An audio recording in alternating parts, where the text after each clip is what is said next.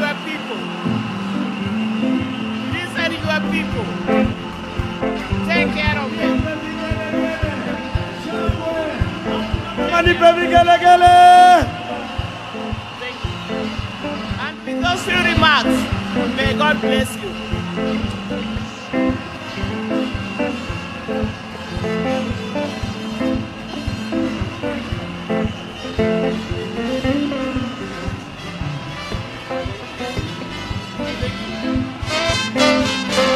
Asante. Asante.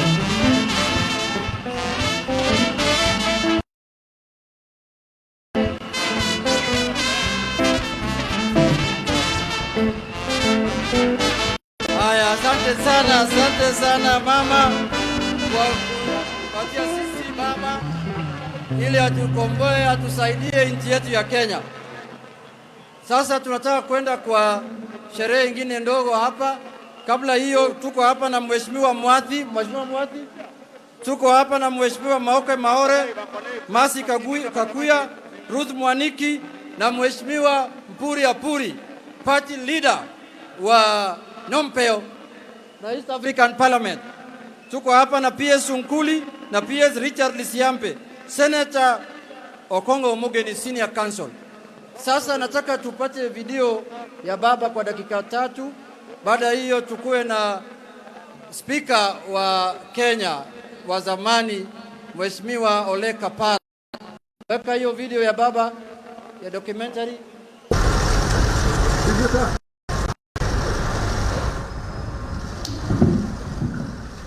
It was a hunch that took Kenya by surprise.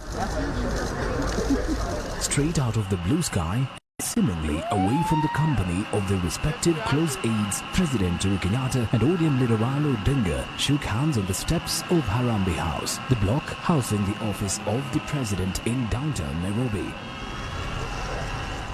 The handshake came against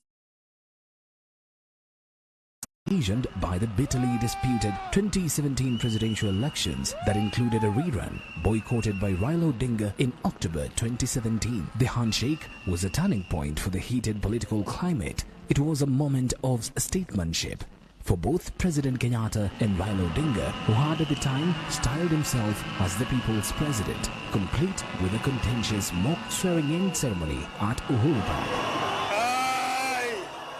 The handshake before a crowd of media cameras suddenly ended a political crisis that was on the verge of dividing the country, even physically. To a stunned audience, President Kenyatta and Raila Odinga explained the objectives of their Kenya cannot succeed without all of us. It needs all of us. And this is, to me, the spirit of the handshake. It is not about two people. It is about bringing a country back on track. It is about bringing the people of a nation to feel once again that they are part and parcel of the whole. It is to remove the issue of people feeling marginalized, isolated, left out, and to encourage a feeling that existed in this country once upon a time when some of us were children, but we hear those stories. Tulikuwa tuambia watu wetu tunaenda Canaan.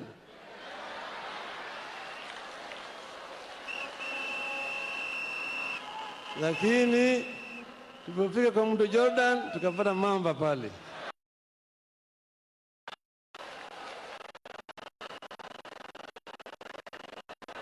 Sasa tukasema tujenge madaraja ya kuvukisha watu. Na tulisema hii sasa kana tunaingia sio wananasa peke yake, ana Jubilee na NASA pamoja.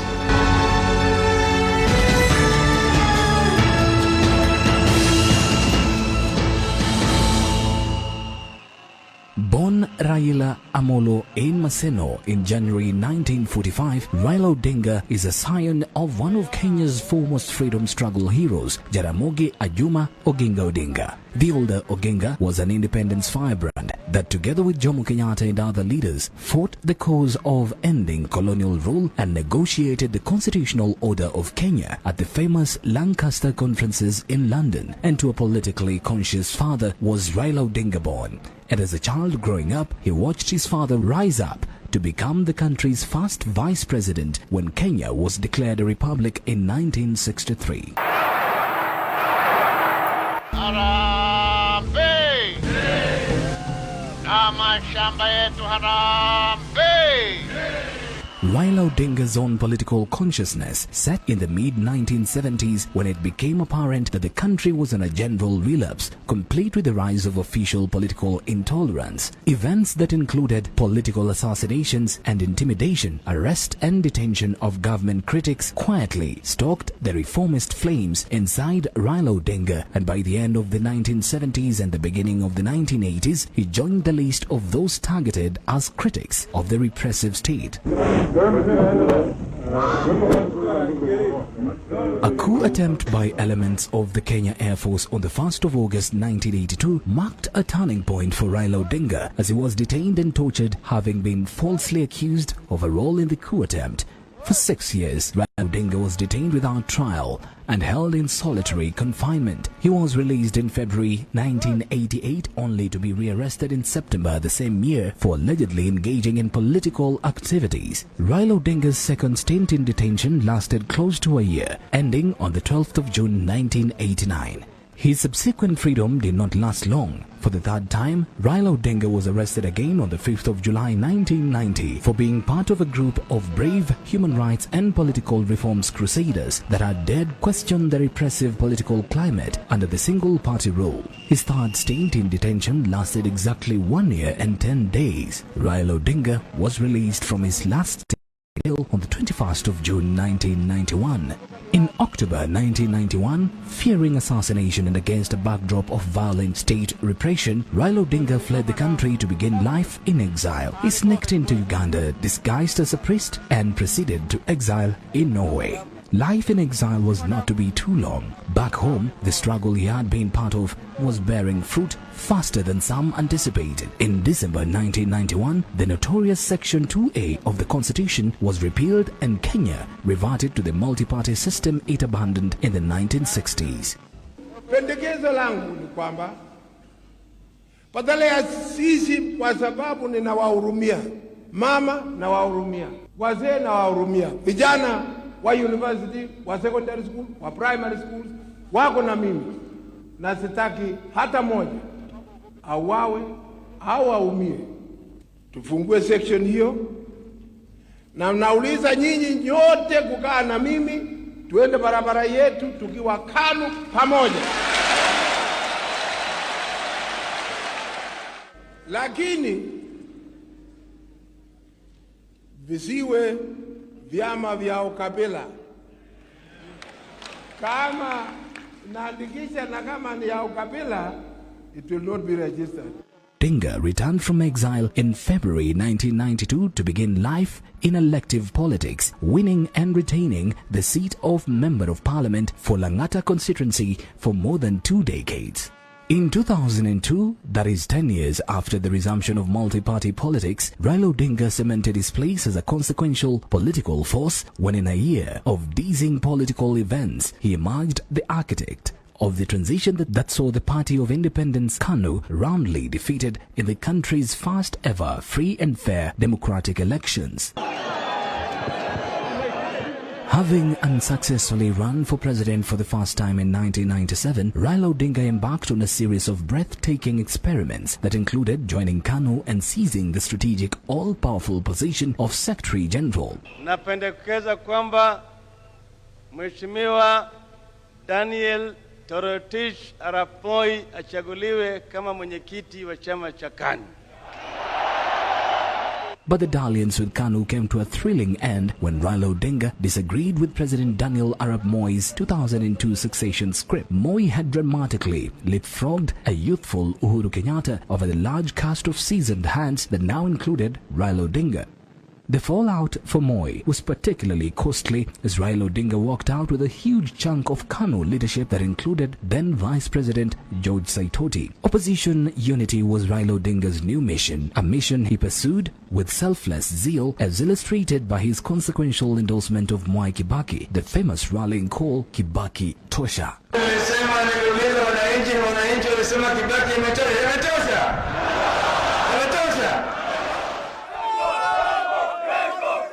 The formation of the National Rainbow Coalition (NARC) and the endorsement of Mwai Kibaki proved a political masterstroke. KANU and Moi were outfoxed, and Raila Odinga's energetic campaigns across the country constituted the final rites for a party whose assured defeat was just an election away. With Mwai Kibaki confined to a wheelchair by a nasty road accident, the entire campaign revolved around Raila Odinga, who directed the show with ruthless efficiency.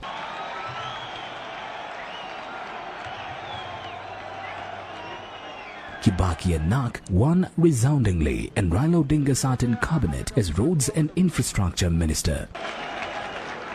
Having been elected on the promise of reforms and a new constitution, NARC embarked on the process, albeit with increasing reluctance among conservatives in government that felt reforms were no longer necessary after the removal of Moi and KANU from power. But Raila Odinga pressed on. And the Bomas of Kenya process of reviewing the constitution finally began. With conservatives shifting the game to the content of the proposed constitution, Raila Odinga formally drew the line and successfully opposed what he termed a mutilated version of the constitution NARC had promised Kenyans. In 2005, Raila Odinga resoundingly won the no vote against the proposed constitution. Against the back of that victory, the Orange Democratic Movement, ODM, a party styled from the symbol of the no vote, was born, and retaining the voting patterns of the 2005 referendum, and with Raila Odinga's presidential candidate, ODM was a sure bet of its supporters in the 2007 election. Sasa tunaenda kwa sherehe ya mwisho, lakini kabla hiyo nataka Peter Kenneth asimame juu atambuliwe, atukupatie nafasi. Mheshimiwa Peter Kenneth yuko hapa, Senator Amos wako yuko hapa, na Women Rep ya Nairobi Madam Pasaris, Esther Pasaris. Sasa nataka kualika former Speaker of the Kenyan National Assembly, Mheshimiwa Francis Ole Kaparo. Mheshimiwa, karibu.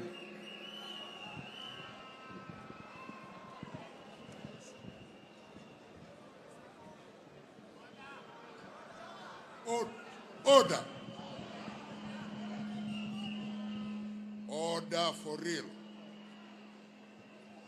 Before, kabla sijakuwa speaker, washa niwe Kaparo kwanza. Na kama Kaparo, Mheshimiwa Raila, kwa wakati huu wote tumekuwa marafiki, umetafuta kura, sijakupa. Lakini safari hii utapata kura yangu na marafiki.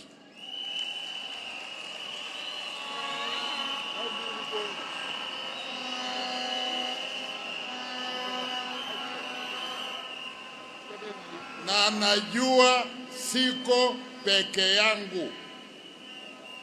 Kuna wengi tu Kenya mzima hii ambao kwa mara ya kwanza wataungana na wale wengi miaka yote wamekupigia kura na utashinda.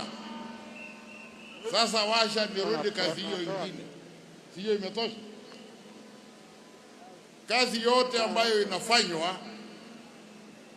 lazima kuwe na mazao. Na tumekaa mchana mzima tumezungumza, tumeimba. Sasa itafika wakati wa kutoa uamuzi. Lakini nataka kufanya hakikisho hii Mkutano huu ni wa Kenya, sio ya ODM. Hiyo pengine itakuweko baadaye. Kuna ODM wako hapa, vyama vingine wako. Hii ndio azimio la umoja, ili wengine wasije wakafanya makosa ya kwamba ile resolution tumepitisha hapa hata ni ya ODM. Hapana, hii ni azimio la umoja. Tumefahamiana? Sasa na kuna bwana aliyeleta mjadala, atakuja kuwasomea mjadala huo, tutachangia kidogo, alafu tutaweka kwa kura ya umma. Yule bwana alileta mjadala hapa ni Dr. Nyamu Joka. Sijui kama bado una haja na mjadala wako, na kama uko nayo kuja wasilisha.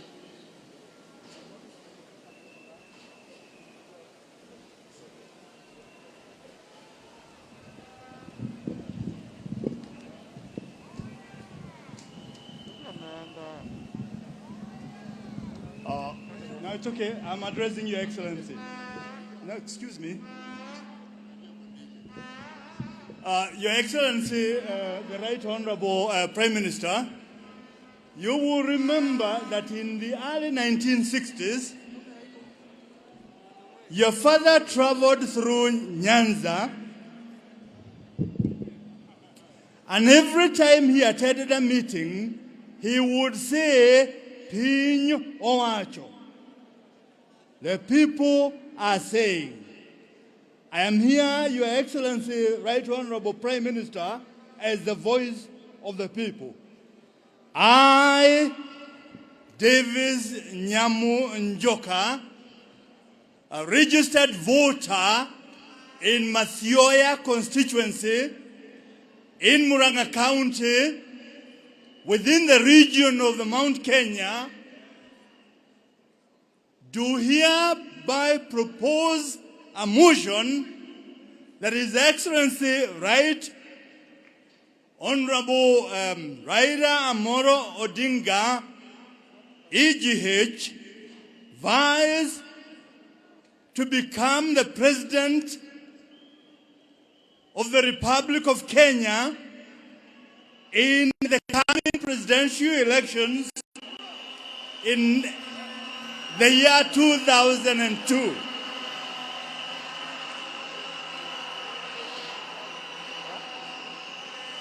The reason why I'm making this proposal is because we as Kenyans believe that we are safe in your hands as the President of the Republic of Kenya, because you are a young and patriotic Kenyan who will carry our hopes for a safe and equitable society in the Republic of Kenya.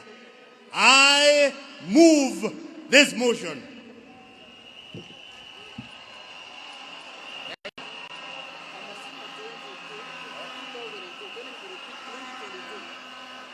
Okay?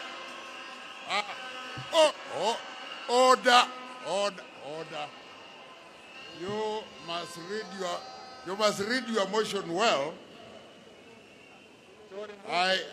The copy I have is that the election will be in August 2022, not 2021.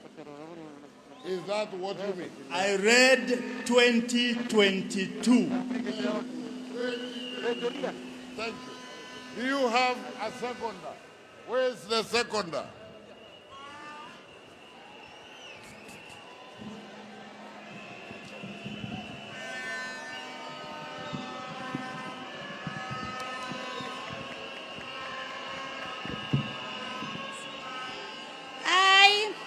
Honorable Mishi Juma Mboko, who is a voter in Likoni constituency, Shikadabu ward, from the coastal region.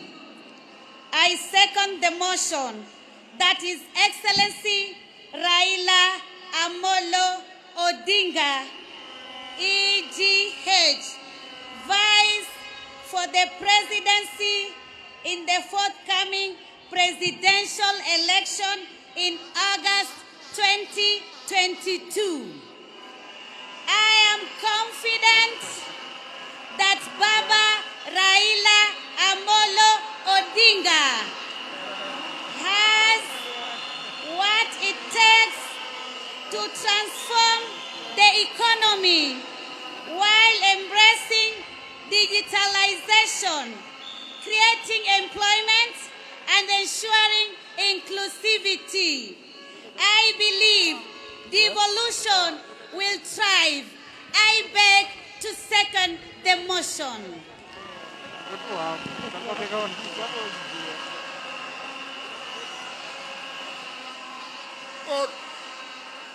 Order now. Order, order, order. Order. Order. Order. Order.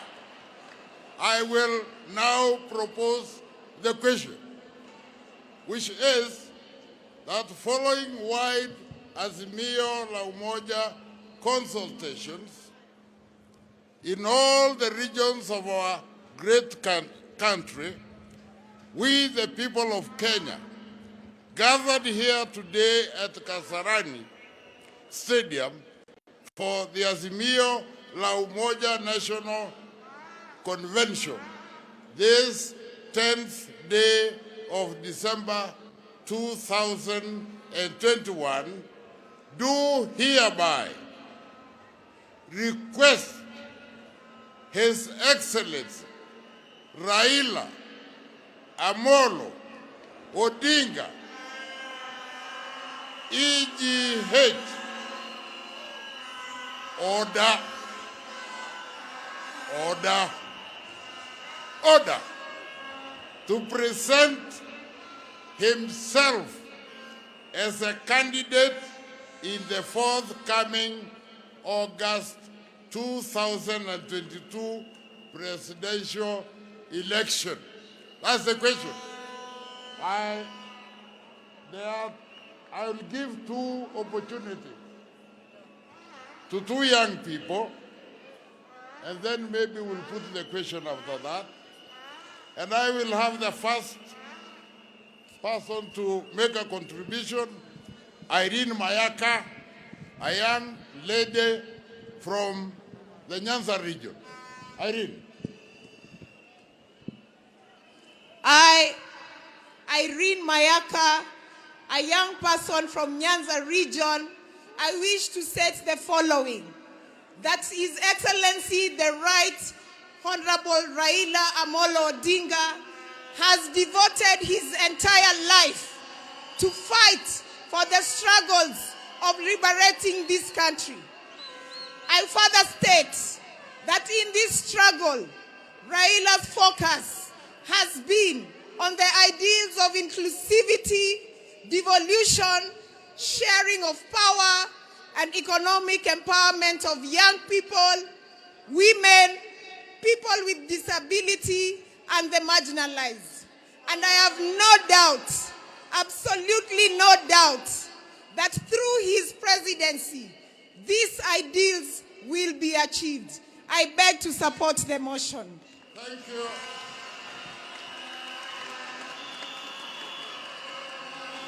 I think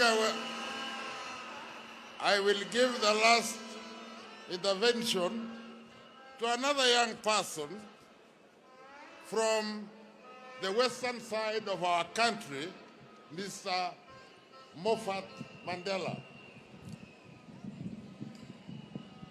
I, Moffat Mandela, from the Western Kenya, a youth from Western Kenya, wish to state the following: that this country needs a statesman at the helm of political leadership.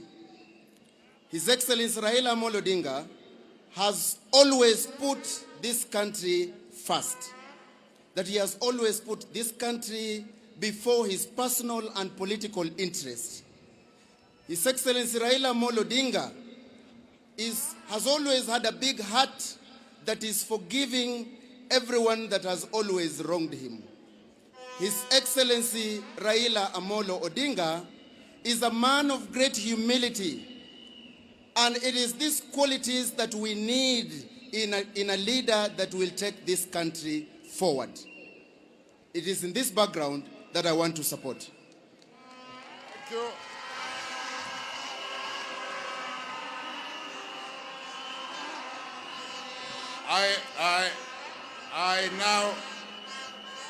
I now wish to put the question, which is that following my Azimio la Umoja consultations in all the regions of our great nation, we, the people of Kenya, gathered here today at Kasarani Stadium for the Azimio la Umoja National Convention, this 10th day of December 2021, do hereby request His Excellency Raila Amolo Odinga, EGH, to present himself as a candidate in the forthcoming presidential election in August 2022. As many as of that opinion say aye.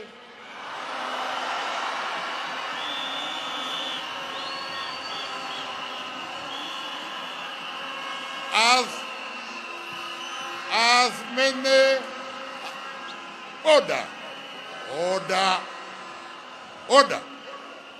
As many as a contrary opinion say no, the ayes have it.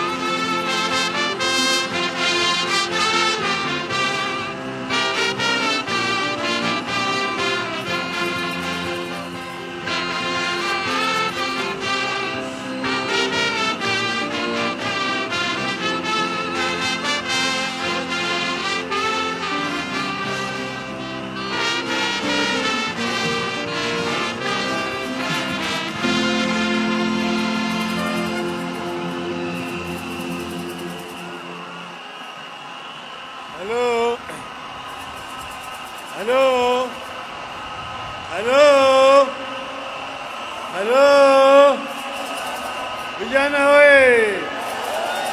Vijana we! Wakenya we! Asanteni sana. Asanteni sana. Haya. Distinguished guests, ladies and gentlemen, fellow Kenyans,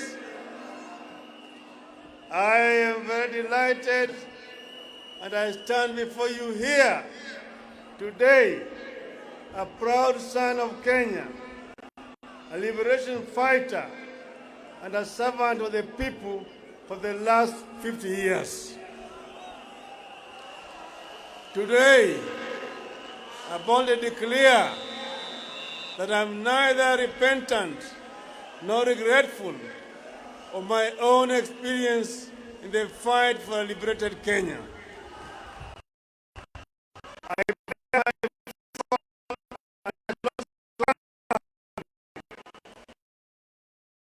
Because my country was worth it then and is worth it now. I bear scars of liberation with pride and embrace the blood, sweat, and tears they cost me. By the way, the tears from the torture chambers are still running, as you can tell from the handkerchief that never leaves my hand. For years, I was not allowed to speak with other inmates. In fact, for 60 straight years, I did not sleep on a bed. For months on end, I was either held incommunicado, in solitary confinement, or handcuffed and in transit to the next prison or detention camp. A relative died, including my beloved mother and my own brother, and I never got the chance to say goodbye. I would not wish this to torment upon anyone, not even my worst enemy. Together with my comrades who endured torture and survived those dark days of despair, we would never let Kenya degenerate down the road of terror. No, not on our watch, not on my watch. But there was a positive side to my story. It's about a friend, Alando, of legendary beauty, with brave heart of Luanda Magere. And this is the woman who stood by me when I was shunned by many. This is the wife of my youth, love of my life, and partner to death, Mama Aida Betty Nyawira Odinga.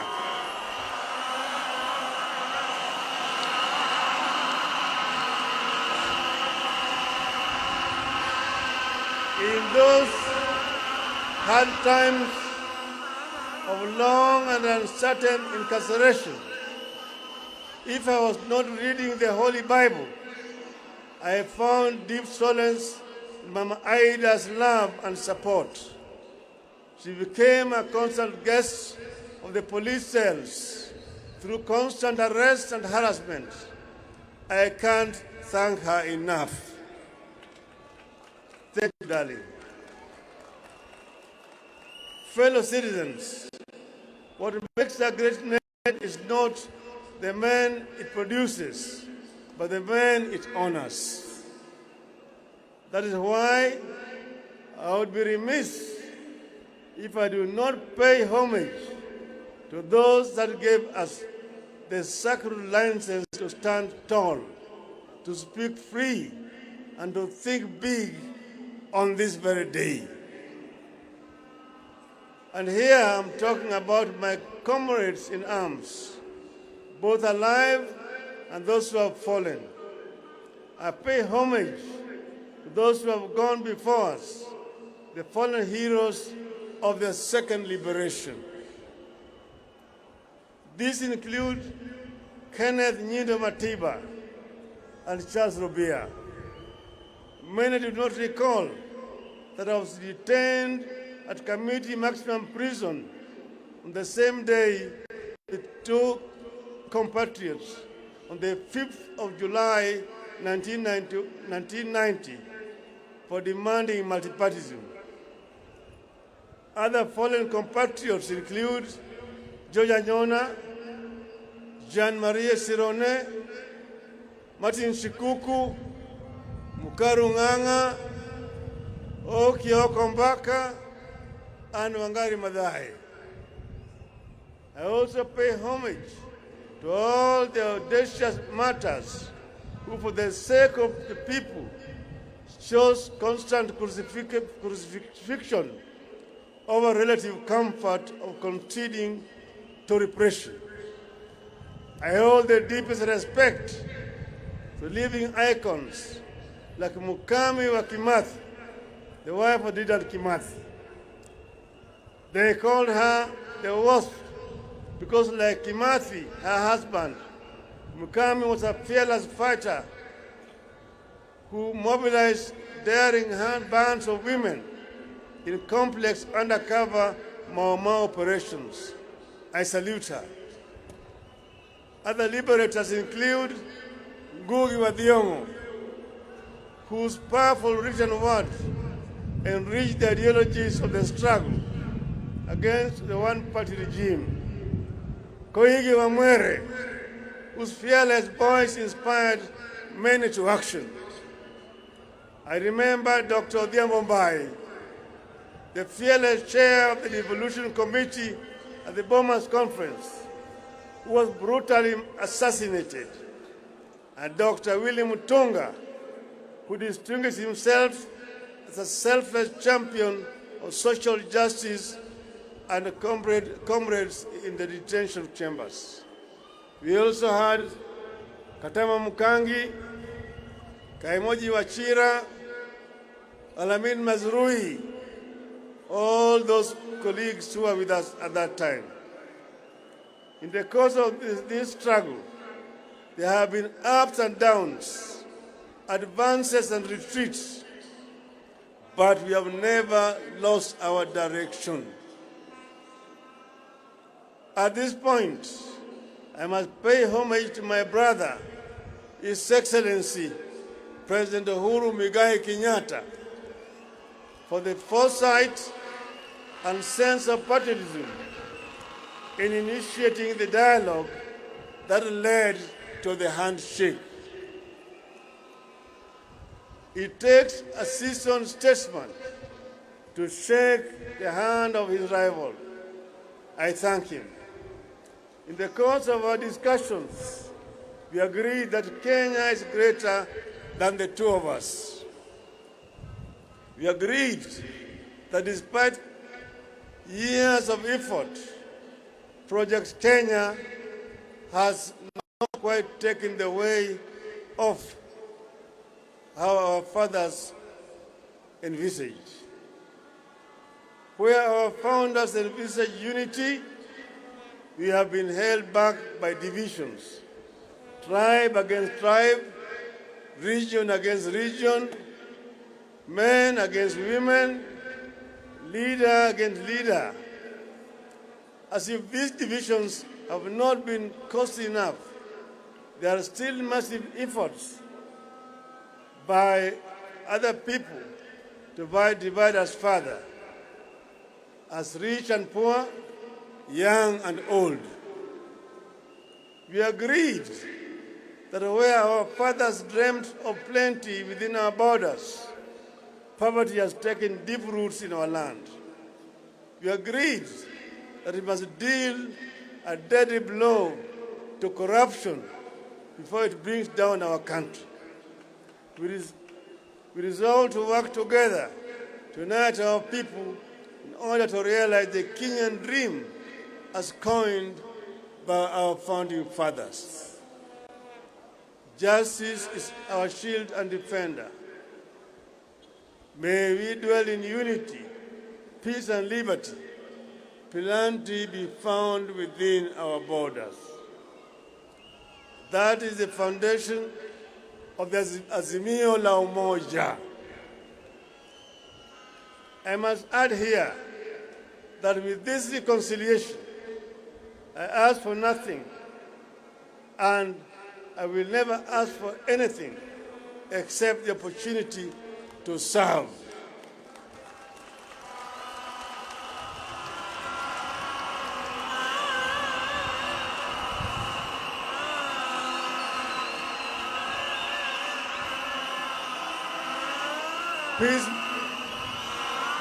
Peacemaking is not a self-enriching enterprise. It is a calling from God. Blessed are the peacemakers, for they shall be called the children of God. Fellow countrymen, let me shift gears now to other stories. Those that I witnessed, listened to, and collected on my Azimio la Umoja tour of every corner of our greatest republic over the last 3 months. This meeting today, the culmination of the Azimio la Umoja journeys you have taken together. And you have already seen through the videos some of the issues that were raised during the consultations. Kenyans spoke from their hearts during the 15 Azimio la Umoja mammoth meetings. At the coast, wananchi reminded me that land issues remain a subject of pain. Many families long for the privilege of possessing family land that they can pass down to generations.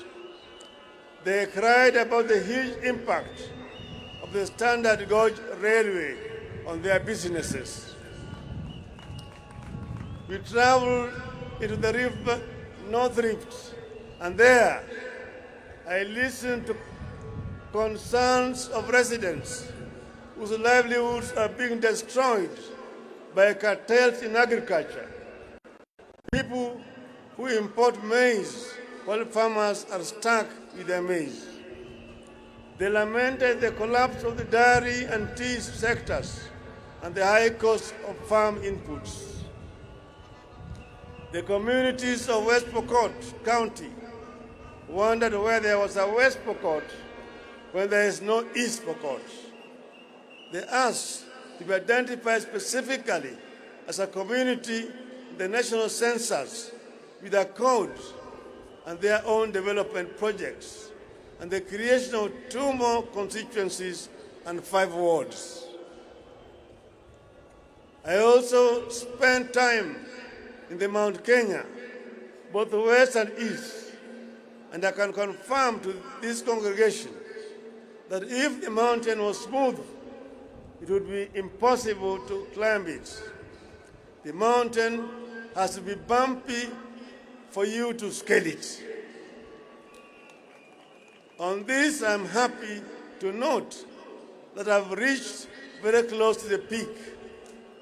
I've seen the Batian and the Lenana peaks, and the people have promised that we shall walk together to the promised land yonder, if I prove that I understand and shall address their concerns.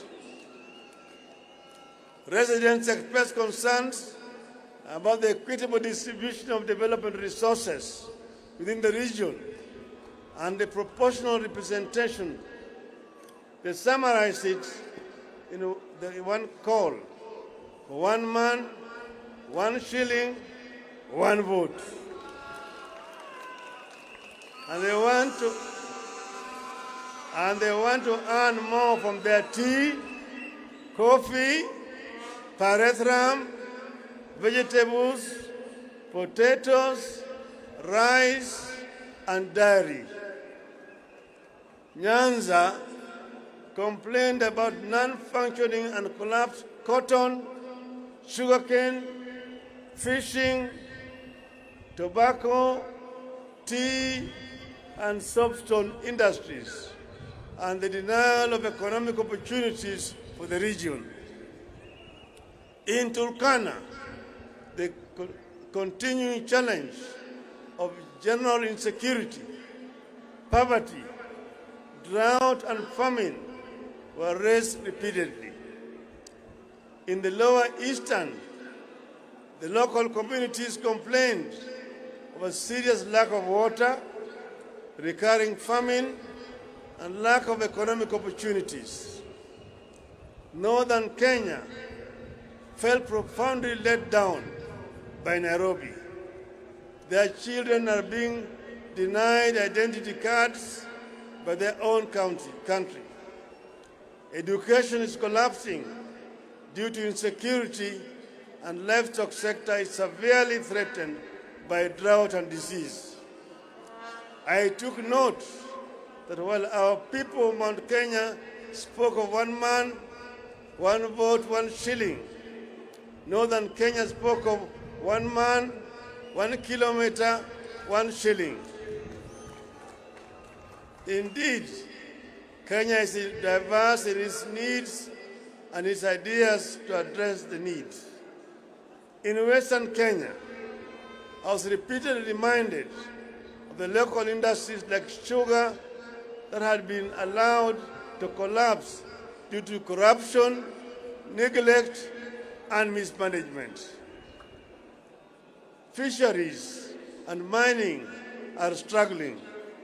Young men and women who would have gained from the local thriving industries spoke of how they are forced to migrate from home to seek opportunities elsewhere. The Mag community is worried about a lack of livestock and pastoralist economy. They worry about the environmental degradation upstream, which impacts them directly. They have their historical injustices over land. Then they are also concerned about the environmental degradation and the Mau forests. These are just some of the concerns that I noted, internalized, and I took them on as a personal mission. Listening to our people made me look back over the last 5 decades. It became crystal clear that while much has been achieved, much remains to be done. I stand here deeply concerned, indeed horrified, at how our peers at independence left us far behind. Nations like South Korea, Malaysia, and Singapore, with whom we were at the same level of development in 1964, have largely vanquished us, and they have vanquished the extreme poverty. Today, they manage the diseases like COVID as effectively as all other functioning countries. Their education systems have dealt a deadly blow to the ignorance and put them in the Premier League of the 4th Industrial Revolution.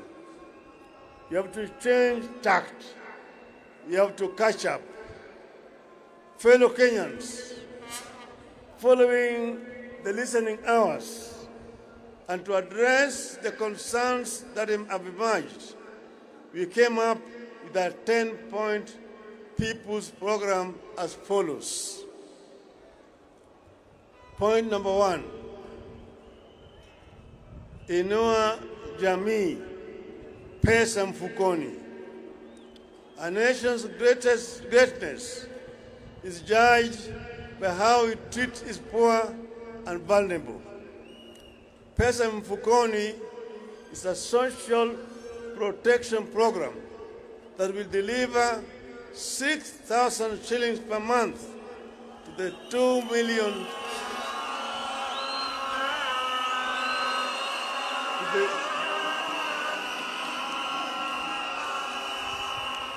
to the 2 million of the country's most needy families. And I want to emphasize, it is not a handout, but an investment and a foundation for a new transformational value chain that will also trigger massive economic activity and create thousands of localized small-scale businesses and enterprises across the country. This will lead to millions of jobs and the eventual development of a thriving middle class.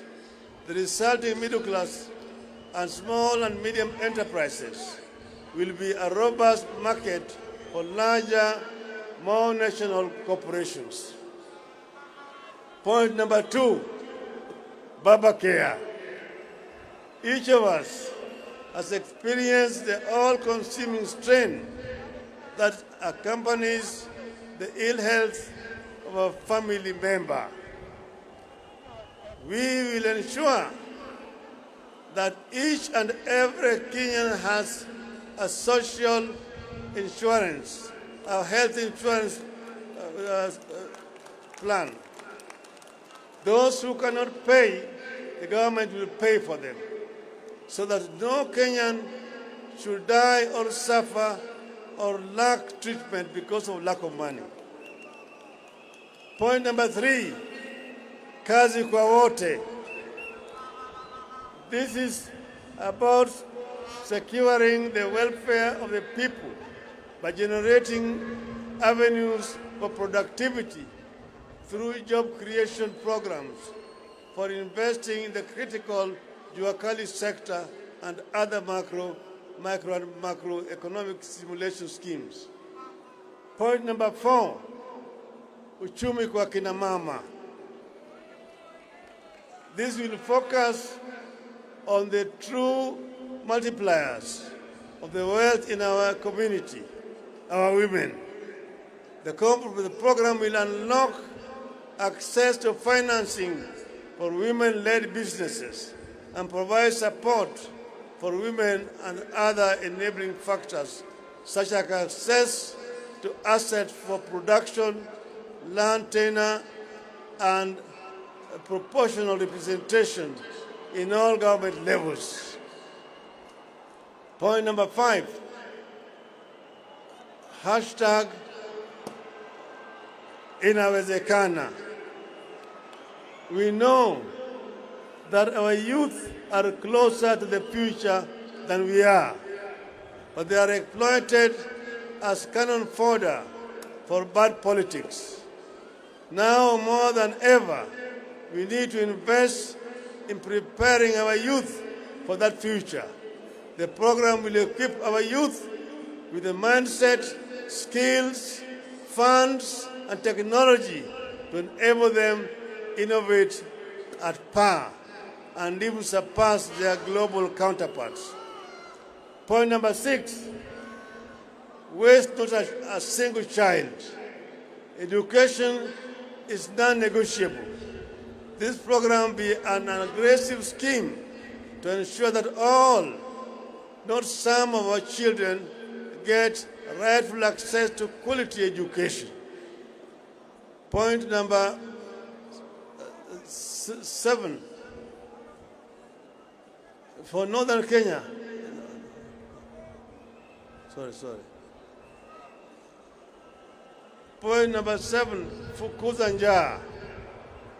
The aim here is not to merely feed, but to generate agricultural bounty that Kenya has the potential to produce. We will factor in climate change, adaptation, and mitigation to support and help realize high agricultural productivity across the nation. Point number 6 is about Northern Kenya, where children have dropped out of school because of lack of teachers. We will have affirmative action program to ensure that teachers are admitted at a lower rates so that we can have sufficient teachers to teach in schools in Northern Kenya.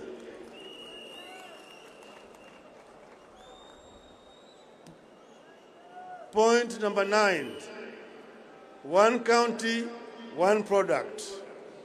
I firmly believe that the idea of devolution in Kenya has the transformative potential of rich mineral mines, abundant oil fields, and other traditional markets of our nation's affluence. One county, one product program is designed to be a launch pad to a Kenya which consumes its products, exports excess, and registers surpluses, not deficits. The national government will support materially and technically towards an ultimate vision where the 47 counties will begin industrializing at unstoppable rates.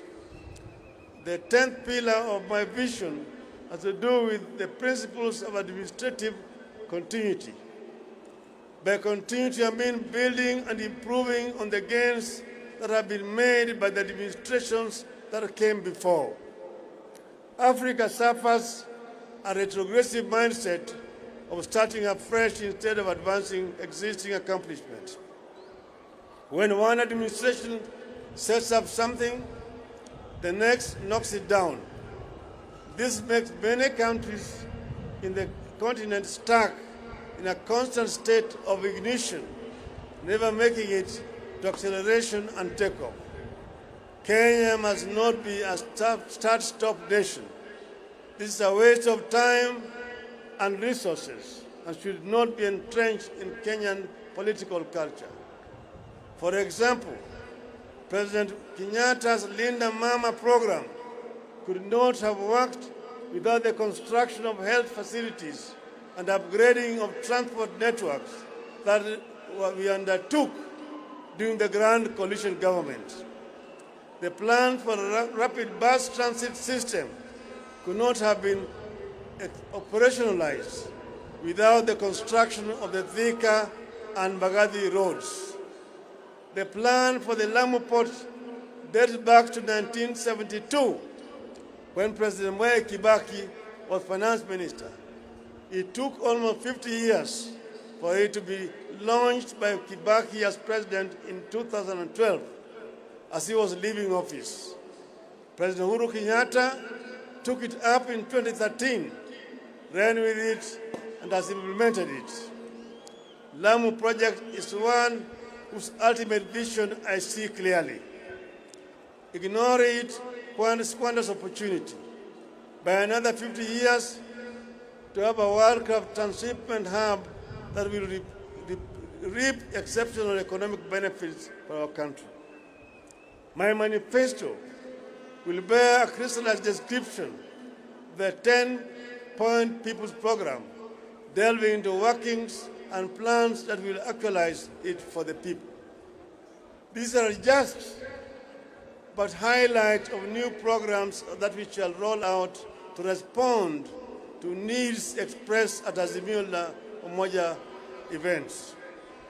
Very soon, ladies and gentlemen, I will unveil a detailed manifesto addressing the critical concerns like corruption, public debt, industrialization,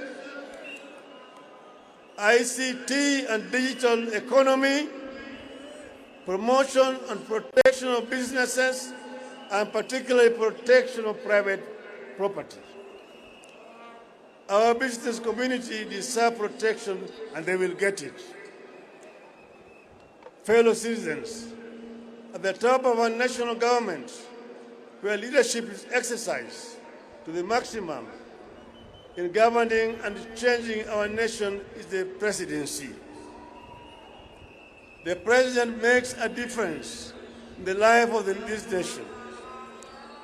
Having listened to your calls during our conventions, giving my credential to this congregation and the nation at large, and having spelled out the people's aspirations as I understand them under the Azimio la Umoja, and having given my 10-point vision for Kenya on this day of December 10th, 2021, I, Raila Odinga,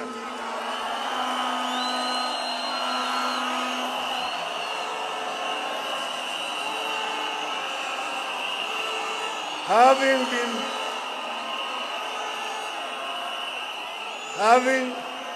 been faithful and committed to building a national democratic and progressive Kenya in our lifetime. Having worked for many patriotic Kenyans to achieve this goal, I do hereby accept to present myself as a presidential candidate at the presidential elections on the 9th of August 2022, following the request and unanimous decision by Azimio la Umoja.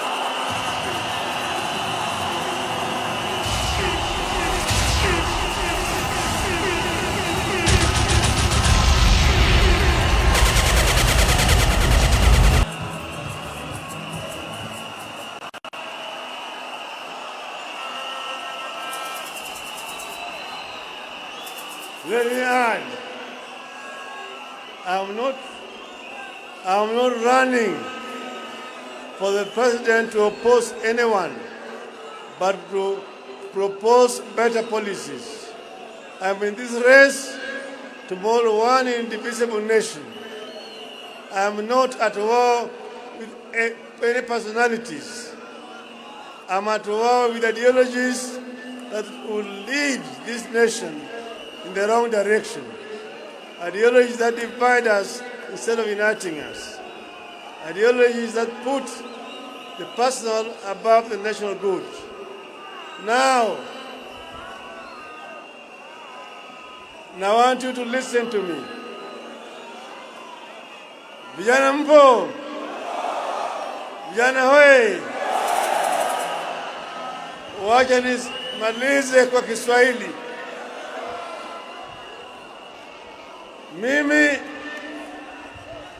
natoa shukrani kwenu nyote kwa kufika siku ya leo kwa wingi kwa hii sherehe yetu ya leo.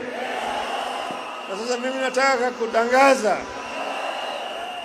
baada ya sisi kuzuru Kenya mzima na kuongea na Wakenya, nilikuwa nimewauliza, baba aendelee siendelee? Aendelee siendelee? Sababu leo nimejibu ati baba ataendelea, na tarehe 9 mwezi ujao, mwezi wa 9, baba atakuwa kwa kinyang'anyiro ya kugombea kiti cha urais wa Jamhuri ya Kenya.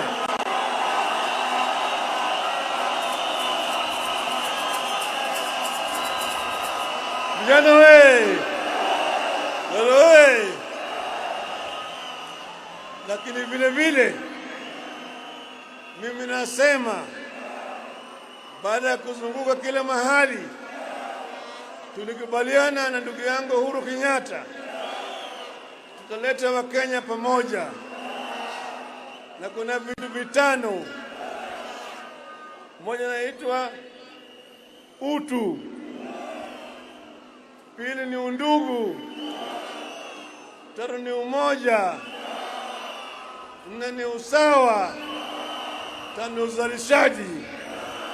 Haya yote tuliunganisha pamoja na kitu kinaitwa Azimio la Umoja. Kwa hivyo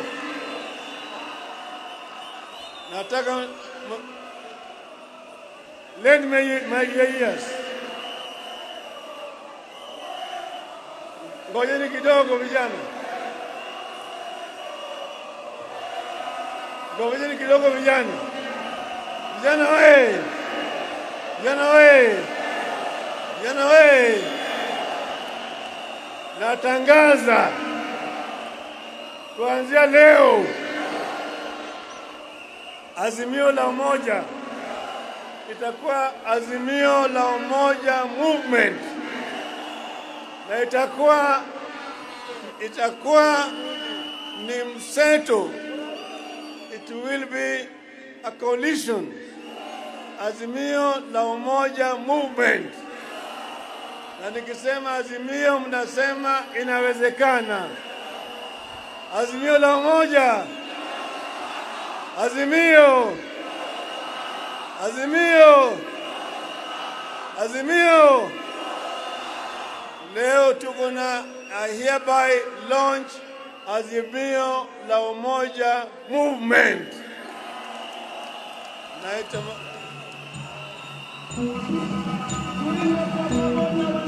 Tuimbe kwa pamoja. Tushangilie Kenya, taifa letu tukufu, Kenya tunayoipenda. Kenya nchi tunayoipenda. Tujivunie sana tukijiita wa Kenya. Tuimbe kwa pamoja. Baraka. Kenya nchi yenye baraka. Tumekomboa Kenya, taifa letu tukufu. Tumebadili mwendo.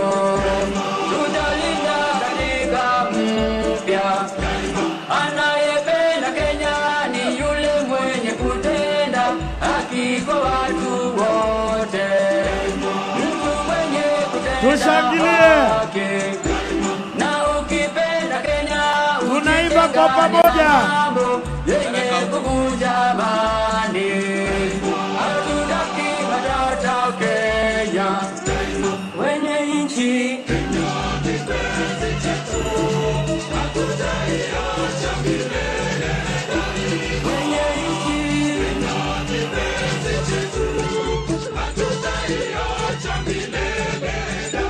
Kenya kipenzi chetu, nchi yenye upendo, hatutaacha Kenya daima na milele.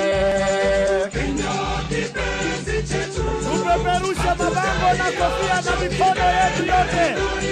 Akina mama vigelegele. kipenzi chetu, hatutaiacha milele daima. Na nikienda nje sitasahau Kenya, na nitabaki Mkenya daima na milele. Kenya kipenzi chetu, hatutaiacha milele. Asante. Kwenye nchi Kenya kipenzi chetu, hatutaiacha. Asante sana. Na tumeapa sote wenye nchi ya Kenya kutumikia Kenya daima na milele. Kenya kipenzi chetu, hatutaiacha milele daima. Wenye nchi Kenya kipenzi chetu, hatutaiacha milele daima. Sitaiacha Kenya nchi yangu. Mimi mwenye Kenya daima. Asante. Kenya tudumishe. Mimi mwenye Kenya daima. Sitadanganywa kamwe na porojo. Asante sana. Asante DJ. Kuleta chuki kati yetu. Mimi mwenye Kenya daima. Asante.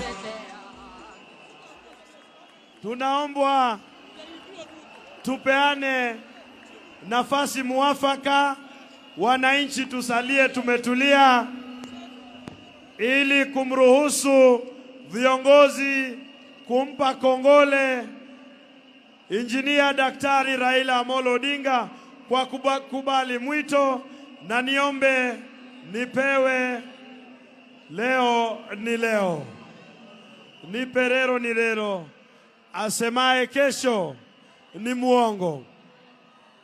Niombe tumpe nafasi ya... Asante DJ. Niombe mulio kwa jukwaa mushuke ndio muziki iendelee. Wale mko kwa jukwaa shuka, muziki iendelee.